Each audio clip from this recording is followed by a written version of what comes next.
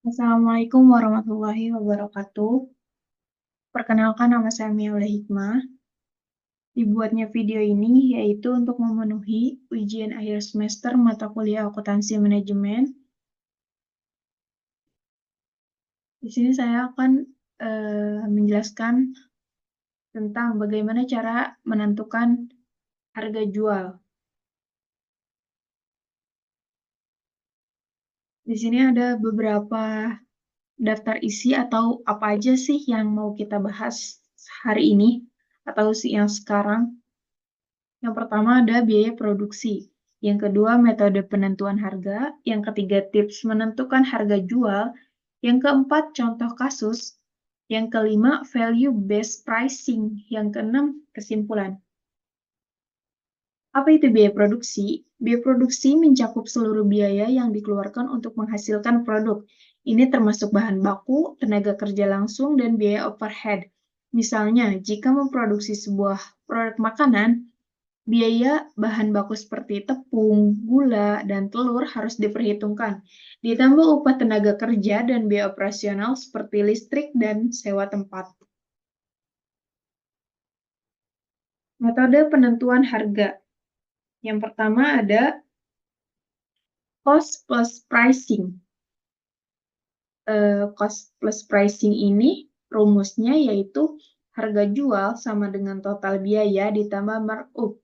Contohnya, jika total biaya 100.000 dan markupnya 20%, yaitu harga jual sama dengan 100.000 ditambah 20.000 sama dengan 120.000. Jadi harga jualnya yaitu 120.000. Yang kedua, target costing. Harga jual ini ditentukan berdasarkan kondisi pasar. Rumusnya yaitu target biaya sama dengan harga pasar dikurangi keuntungan yang diinginkan. Contohnya, jika harga pasar 150.000 dan target laba 20%, target biaya produksi yaitu 120.000. Dan yang terakhir, value-based pricing. Value-based pricing ini menentukan harga berdasarkan nilai yang dirasakan konsumen, bukan sekedar biaya. Contohnya, iPhone.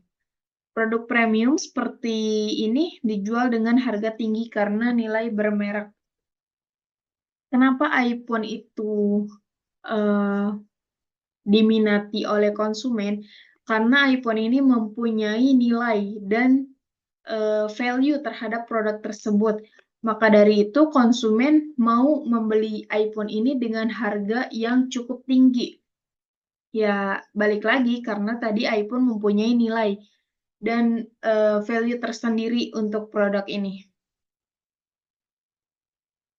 Tips and trik menentukan harga jual. Yang pertama, pantau harga secara berkala. Jadi, untuk menentukan harga jual ini, kita harus pantau terus harga seperti bahan baku, biaya produksinya, apakah ada yang naik. Ketika kita membeli bahan baku, apakah bahan baku tersebut naik? Kalau iya, mungkin kita bisa menaikkan harga jual dan bisa ditentukan juga kita akan menjualnya berapa gitu. Yang kedua, kenali target konsumen. Misalnya kayak kita menjual barang yang mahal, namun kita menjualnya di konsumen kelas menengah ke bawah, dan itu nggak cocok, dan mereka tidak akan membeli produk tersebut gitu. Yang ketiga, gunakan strategi diskon atau promo. Siapa sih konsumen yang nggak mau,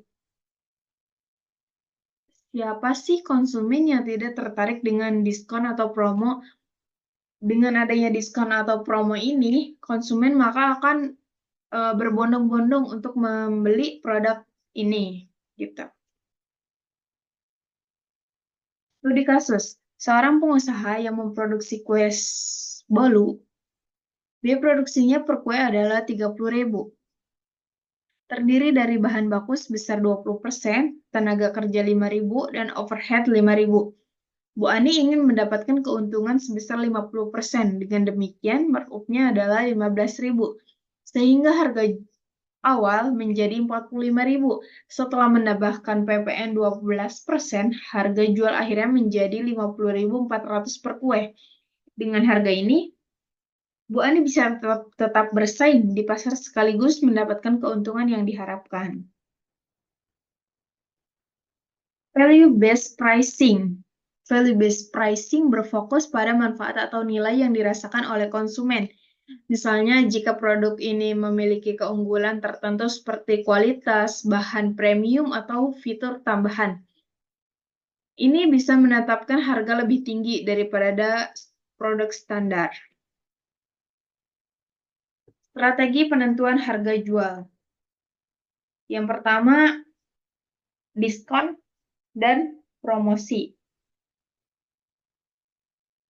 Contohnya seperti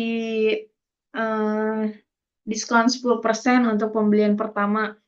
Atau biasanya kalau grand opening. Grand opening itu hari pertama itu biasanya selalu ada diskon atau gratis lah ya. Misal beli 2 gratis 1 gitu. Nah, itu akan menarik konsumen secara instan. Yang kedua, harga penetrasi. Strategi ini menetapkan harga rendah untuk memasuki pasar baru. Nah, yang ketiga, skimming price. Harga tinggi di awal peluncuran produk untuk segmen premium. Contohnya kayak iPhone 15 contohnya. iPhone 15 ini baru launching. Nah, karena baru launching, jadi kan belum ada di mana-mana. Maksudnya orang-orang belum pada jual. Nah, ini karena baru launching, harganya dinaikkan. Jadi, harganya bisa 2 kali lipat atau naik berapa puluh persen gitu. Karena ini baru muncul, jadinya termasuk produk premium gitu, atau segmen premium. Yang keempat, ada harga kompetitif. Menyamakan atau sedikit lebih rendah dari pesaing. Nah, menyamakan atau sedikit lebih rendah dari pesaing. Contohnya kayak harga gula. Harga gula seperempat misalnya 5.000. Nah, karena kita mau menyamakan atau merendahkan sedikit harganya menjadi 4.500. Nah, ini beda dari pesaing-pesaing yang lain dan ini diperbolehkan. Karena untuk menarik konsumen lagi dan lagi. Ya. Tantangan dalam menentukan harga jual. Yang pertama, perubahan bahan baku. Perubahan bahan baku ini termasuk tantangan dalam menentukan harga jual, karena jika naiknya bahan baku dari pasar, maka kita juga harus merubah harga jual.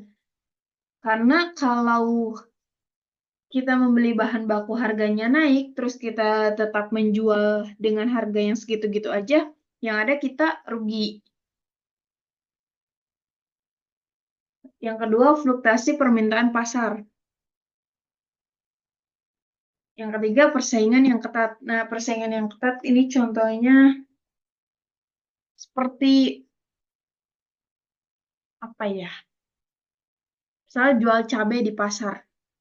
Yang jual cabai di pasar itu bukan hanya 1-2, namun banyak persaingan.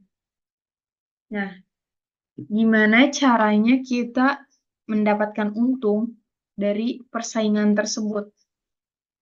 Yaitu salah satu tantangan untuk menentukan harga jual. Karena kalau kita menentukan harga jual yang terlalu tinggi juga kita bakal kalah dengan pesaing-pesaing yang lain. Karena konsumen pasti memilih produk yang lebih murah dari banyaknya pesaing gitu. Selanjutnya ada tekanan dari konsumen.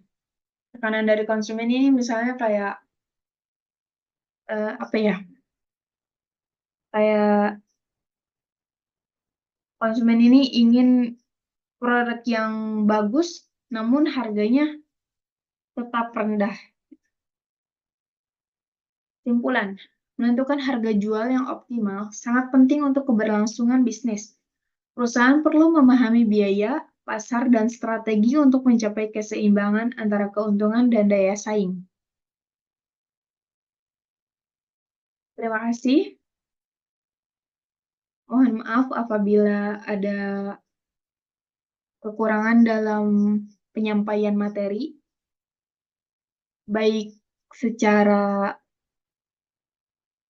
lisan ataupun dalam PPT ini ada kesalahan pengetikan atau apapun. Mohon maaf. Wassalamualaikum warahmatullahi wabarakatuh.